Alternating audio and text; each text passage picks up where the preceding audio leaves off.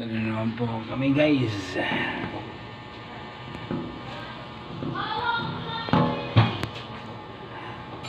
pang dalawang episode pa lang to.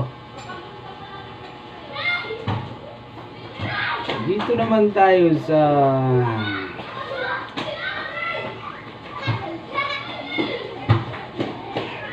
kalakaran ng mga problema. Talagang napakaraming problema guys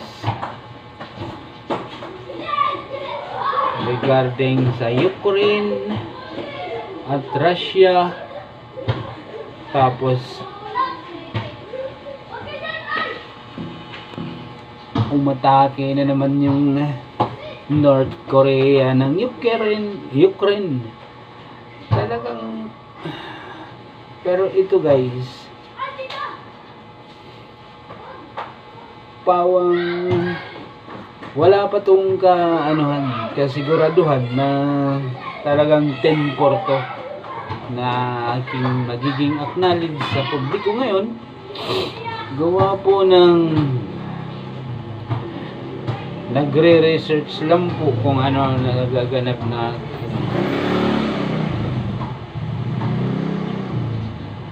pero ganyan. North Korea, aywan ko kung totoo to ha guys, pero napanood ko lang to. North Korea umatake na naman sa Ukraine. Ibig sabihin, dalawa ng bansa ang kalaban ngayon ng Ukraine, ang Russia at North Korea.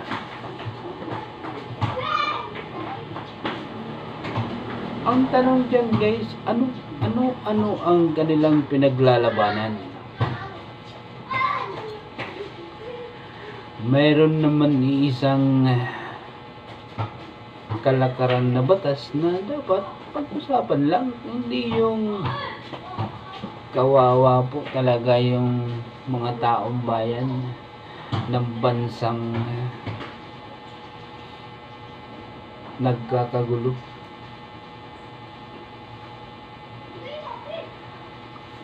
Napakarami guys problema. Ang problema ng Ukraine, pinagdalawahan na ng bansa ngayon,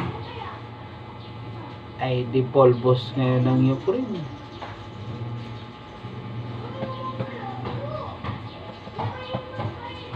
Grabe. Ang Russia parang sa ko lang, hindi talaga mananalo ang Ukraine doon. Gawa nga po ng napakalakas na bansa na yan, yung Russia na yan. Mga Russian talagang napakalakas po. Depende na lang po kung talagang ang nagko-command sa mga yan, katulad ng isang general, colonel, ang nagko-command dyan kung malakas ang loob. Katulad ng Ukraine, maliit na bansa, pero ang nagko-command sa kanila talagang napakatalino at napakatapang. Yes sir, tricycle. Sandar Tubag Sandar, Lamar Subdivision, kailangan ng isang tricycle. Nasa bungad na po ang pasahero. Kopya sir. Bakit sir? Thank you sir. Okay, monitor. Maraming salamat. Magandang umaga.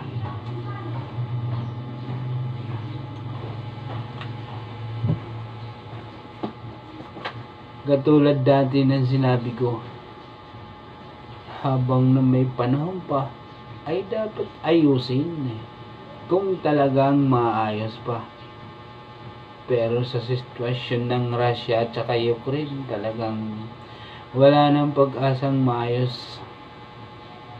Gawa po ng marami na ang nagbuhis ng buhay sa kabilang sa dalawang panig na yan. Talagang napakarami. Kaya sayang talaga yung mga buhay na nagbuhis na wala namang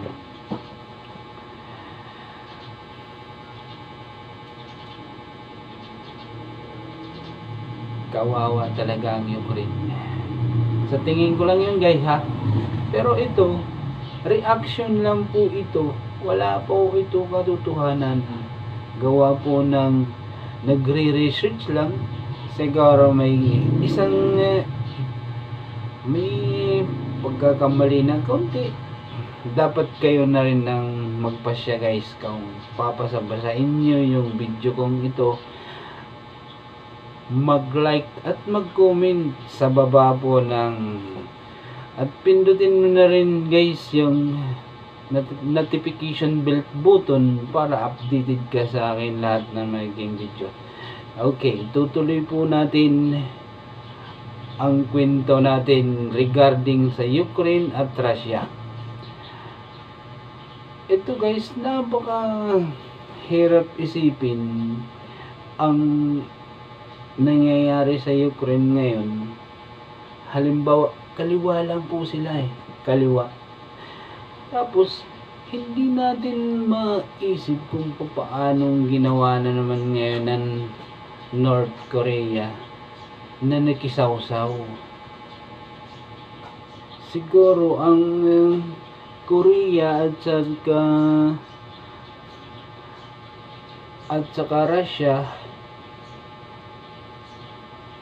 talagang magsanggang dikit, magtalik na talagang kaibigan siguro sila.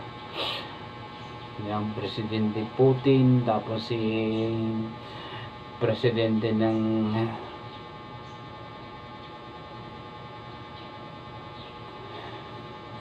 kaya po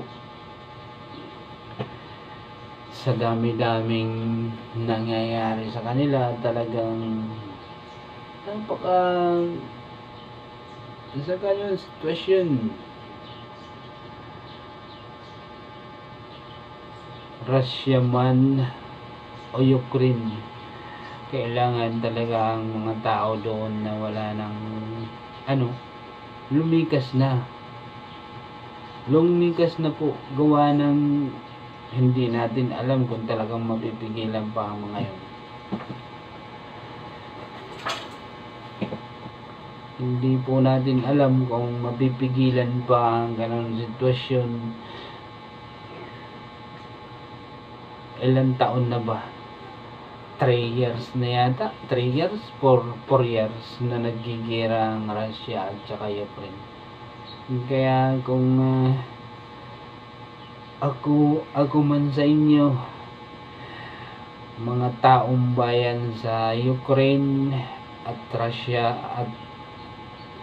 Russia, kung meron po kayong pupuntahan na hindi dyan sa Russia, pumunta na kayo dun. Talagang hindi mapipigilan na po yung gera dyan. Parehas ang mga pangulo ng bansa nila ay talagang napaka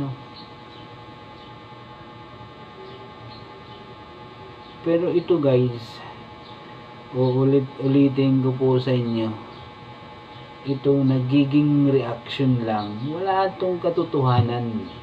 Reaction lang po ito, gawa ng nalalaman sa research namin. Kaya po namin nasasabi yan. Salamat at good afternoon sa inyo lahat dyan dito sa Pilipinas. Good afternoon. Sa ibang bayan, sa ibang bansa naman baka ngayong gabi, baka madaling araw, ganun ang sitwasyon. Salamat. Uulitin ko guys, wala po ito katotohanan, ito ay reaction video lamang. Salamat.